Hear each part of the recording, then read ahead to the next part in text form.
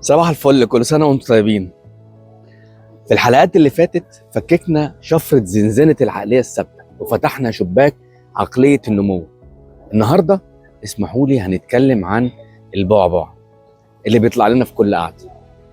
أسطورة الموهبة، الفكرة اللي بتخلينا نقعد على الكنبة ونقول لنفسنا ما هو فلان ده واد ابن محظوظة مولود وفي بقه معلقة دهب.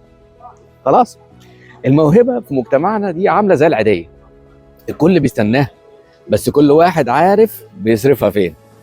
الحقيقه اللي بنهرب بيها من المجهود هي اننا بنقنع نفسنا ان النجاح ده رزق متقسم وخلاص، وننسى ان علينا السعي ويتولى الله النتائج.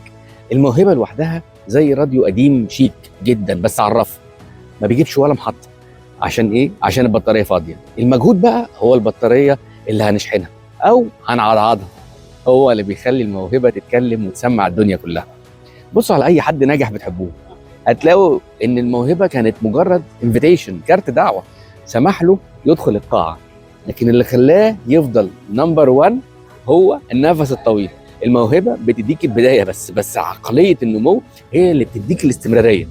تخيل لو ميسي او صلاح قعدوا في البيت يتفرجوا على الماتشات وقالوا احنا موهوبين بالفطره، تمام قشطه، تفتكروا كنا هنسمع عنهم النهارده؟ انت مش محتاج تكون عبقري عشان تبدا، انت محتاج تبدا عشان تكون عبقري. عشان الخناقه دي ما تستهلكش طاقتك وضغطي انا كمان، فمحتاجين نعرف ازاي نحول المجهود ده من انه التزام متعب لحاجه ممتعه. ده اللي هنحكيه في الحلقه الجايه ان شاء الله. انتظروا فك شفره جديده. قبل ما اخلص قول لي ايه الموهبه اللي كنت مستنيها تجيلك ديليفري وانت قاعد بس طلعت محتاجه انك تتحرك بنفسك وتعمل مجهود. سلام.